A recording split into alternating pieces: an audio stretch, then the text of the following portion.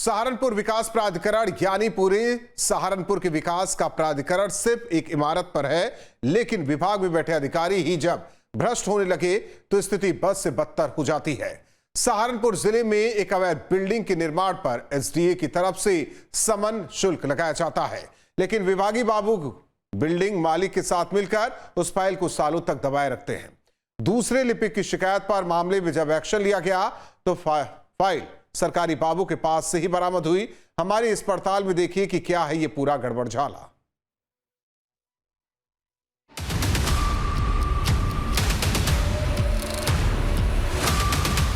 उत्तर प्रदेश में भ्रष्टाचारियों की अब खैर नहीं, सरकार साफ कर चुकी है। न कोई आम आदमी बख्शा जाएगा, न कोई रसूखदार। 2017 के बाद विकास की रफ्तार बढ़ी है, लेकिन कुछ विभाग ऐसे हैं जहां बाबूगिरी सरकारी राजस्व को चूना लगाकर जनहित को नुकसान पहुंचा रही है। न्यूज स्टेट इन्वेस्टिगेशन में आज खुलासा, सहारनपुर विकास प्राधिकरण में 84 लाख रुपए की रिकवरी की फाइल 7 साल तक दबाए बैठा रहा एक क्लर्क। न्यूज स्टेट इन्वेस्टिगेशन में बड़ा खुलासा, अवैध बिल्डिंग निर्माण पर एसडीए की कार्रवाई, क्लर्क ने सालों से दबा रखी थी फाइल, दूसरे क्लर्क की शिकायत से खुला राज। दरअसल इस पूरे मामले की शुरुआत होती है साल 2015-16 से, जब सहारनपुर घंटाघर के पास एक कमर्शियल कॉम्प्लेक्स का निर्माण किया जा रहा था। इस निर्माण को करने के लिए सहारनपुर विकास प्राधिकरण की स्वीकृति प्राप्त नहीं हुई थी, जिसके चलते विभाग ने मामले में कार्रवाई की। जांच में पता चला कि बिना नक्शा पास कराए ही इस बिल्डिंग का निर्माण किया जा रहा था। घंटाघर के पास कमर्शियल कॉम्प्लेक्स बन रहा था, बिना नक्शा पास कराए ही काम कराया गया। एसडीए ने मामले में एक्शन लिया।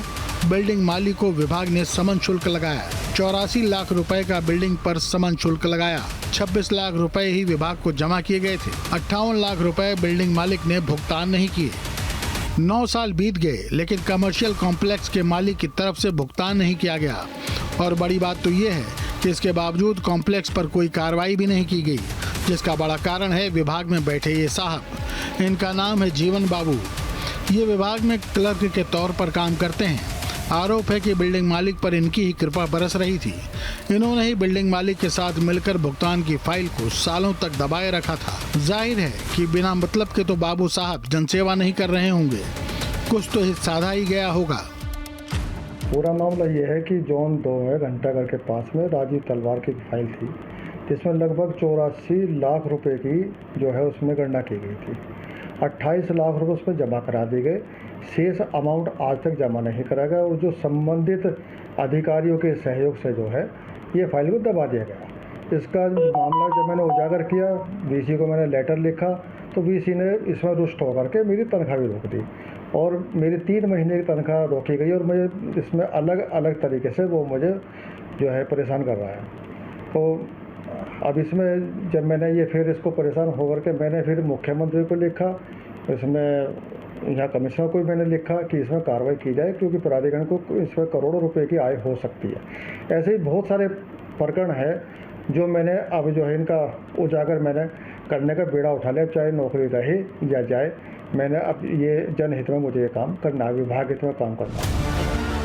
न्यूज स्टेट के पास उसी फाइल के सारे कागजात हैं जो चीख चीख कर घोटाले की सच्चाई को बयां भी कर रहे हैं। इन्हीं कागजों को असल में दबा करके क्लर्क महोदय अपनी जेब का मुनाफा और सरकारी राजस्व का नुकसान करते रहे थे। 9 साल तक विभागीय पकड़ से ये फाइल दूर रही, लेकिन आखिरकार फिर मामले में शिकायत होती है और पूरा प्रकरण सबके सामने आ जाता है। विभाग के दूसरे क्लर्क ने की थी शिकायत। एसडीए के उपाध्यक्ष को पत्र लिखा। शिकायतकर्ता ने मुख्यमंत्री को भी मामले में पत्र लिखा। हाँ, बिल्कुल ली जाती है, क्योंकि अक्सर यहाँ पर उन्हीं लोगों को काम दिया जाता है जो लोग जो है इनकी जो है इसमें भ्रष्टाचार में संलिप्त रहते हैं, उनको सहयोग करते हैं। अब जो लोग जो है इसमें काम नहीं करते उनको कहीं शामिल नहीं किया जाता। जैसे वीसी ने वर्तमान में एक वसूली गैंग इकट्ठा किया हुआ है, जो भी आउटसोर्सिंग के लड़के उनको काम पे लगाए गए। जो प्राधिकरण के नियमित जो है चपरासी हैं, मैट हैं, उनको हटा रखा है। रोज की यहाँ बंदर बाट चलती है, जो कोई टारगेट पूरा करेगा तो उसे काम मिलेगा, नहीं तो उसका काम हटा के अलग बैठा देगा। बड़ी बात तो ये भी है कि बाबू साहब ने ये खेल सिर्फ पैसों को दबाने तक ही नहीं रखा, उन्होंने तो धोखाधड़ी के खेल में सरकारी बैंक तक को नहीं छोड़ा, क्योंकि एक अवैध कॉम्प्लेक्स में एक सरकारी बैंक भी किराए पर संचालित हो रहा है।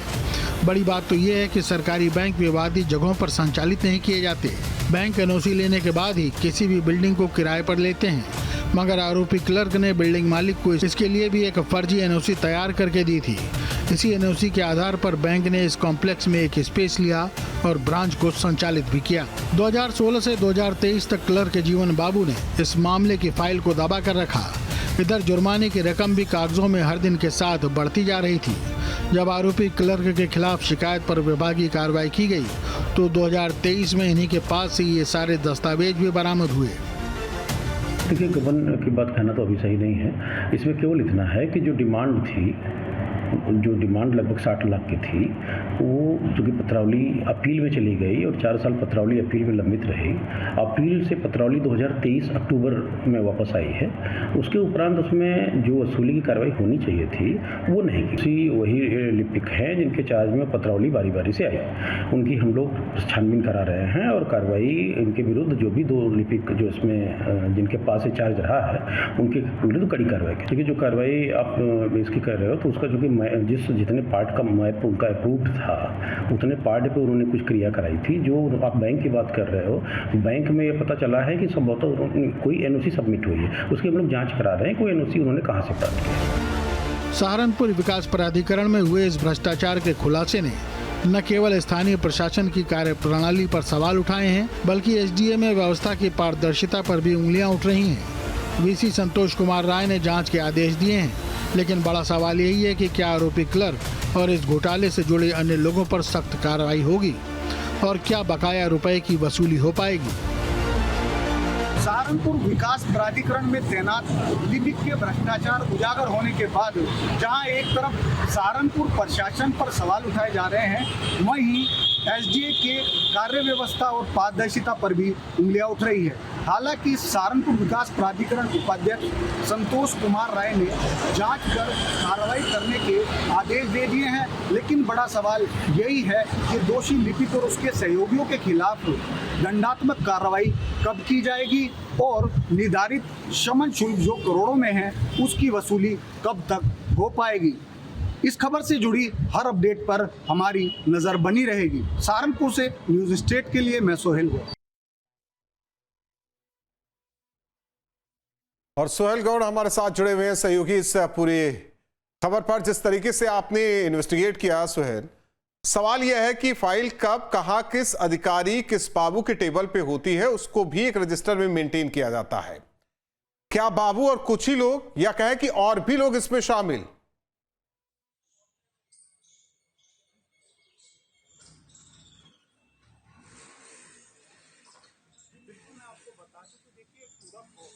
भवन को बिना एसडीए की अप्रूवल के स्वीकृति के बनाता है, तो वहां पर जो है मौके पर जो जेई है वो वहां का निरीक्षण करते हैं।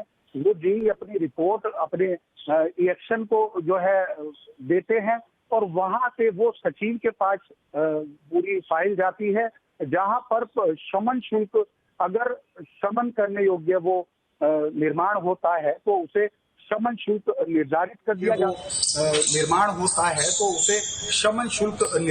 दिया जाता है और वही शमन शुल्क की फाइल 2016 के अंदर इस निर्माण हो रहे भवन पर भी बनाई गई, जिसमें 84 लाख रुपए का जो है शमन शुल्क निर्धारित किया गया था। और उस समय जो लिपिक थे वह जीवन बाबू थे, उन्हीं के हाथ में ये फाइल थी और फाइल को लगातार 3 साल तक दबाए रखा गया। हालांकि उसके बाद ये फाइल अपील में चली गई। जो कमिश्नर महोदय जो है यहाँ के अध्यक्ष होते हैं एसडीए के, तो उनकी अदालत में अपील जो है निर्माणकर्ता के द्वारा की गई। हालांकि जो अपील करने के लिए जो प्रोत्साहित किया जाता है वह भी भूमिका जो है इस बाबू की नजर आ रही है। अब वो फाइल अपील के अंदर पड़ी रही। 2023 के अंदर अपील से वह फाइल वापस सहारनपुर प्राधिकरण के अंदर आई, जहां पर जीएलओ के पास वो फाइल होना पता लगा है। उसके बाद 2023 से लेकर 25 तक ये फाइल श्रीपाल बाबू के पास रही। तो कहीं ना कहीं एक पूरी चैन इसके अंदर जुड़ी हुई है। कुछ जिन जिन लोगों के पास ये फाइल रही उन सब की संलिप्तता जो है उजागर हो रही है। और अब हालांकि वीसी सहारनपुर संतोष कुमार राय ने इस फाइल को बरामद कर लिया है और उन्होंने दोषियों के खिलाफ कार्रवाई का आश्वासन दिया है, बात कही है। लेकिन बड़ा सवाल यही कि 2016 के अंदर एक अवैध निर्माण बना राहुल, और वह निर्माण लगातार बनता चला गया, और हालांकि अब तक वह अनअप्रूव्ड है, उसका नक्शा पास नहीं हो पाया है। तो वहां पर व्यवसायिक गतिविधियां कैसे हो रही हैं? वहां पर एक बेसमेंट के अंदर एक मेट्रो बार करके संचालित है, ऊपर के फ्लोर के ऊपर जो है सेकंड फ्लोर पर होटल का निर्माण किया जा रहा है। और यही नहीं राहुल, एक बड़ा सवाल और एक आरोप इस पे लगा है कि इसी कॉम्प्लेक्स के अंदर एक भवन के अंदर जो है पंजाब एंड सिंध बैंक, जो कि एक सरकारी बैंक है, उसको किराए हेतु दिया गया है, और वहां पर यह पंजाब नेशनल बैंक जो है रन कर रहा है। लेकिन इसमें एक बड़ा पेच यह है राहुल कि जो ये सरकारी बैंक हैं, ये अवैध संपत्तियों पर रन नहीं करते। तो कहीं ना कहीं उन्होंने एनओसी की डिमांड की थी, और वह एनओसी प्राधिकरण के जो बाबू हैं उनकी साज के जरिए जो है बैंक तक निर्माणकर्ता द्वारा पहुंचाई गई, और बैंक को किराए पर अपना परिसर दिया गया। जी राहुल। धन्यवाद इस जानकारी के लिए सोहेल। तो जिस तरीके से एक बाबू कई सालों तक इस फाइल को दबाए रखा, हालांकि शिकायत जब की जाती है तो वीसी इस मामले में कार्रवाई की बात कर रहे हैं, लेकिन सवाल यह है कि अनियमितता किस तरीके से बरती गई इस पूरे मामले में। अब देखना होगा कि क्या कुछ कार्रवाई होती है, और जो फाइन लगाना है इस पर क्या उसकी भी पूर्ति की जाती है, ये भी देखना अहम होगा। जहां भक्ति है हर शब्द में, कथाओं में छुपे हैं दिव्य रहस्य, और ज्योतिष देता है जीवन को दिशा। धर्म से जुड़ी हर बातों को जानने के लिए हमारे चैनल स्तुति को सब्सक्राइब करें। चैनल पर जाने के लिए इस लिंक पर क्लिक करें।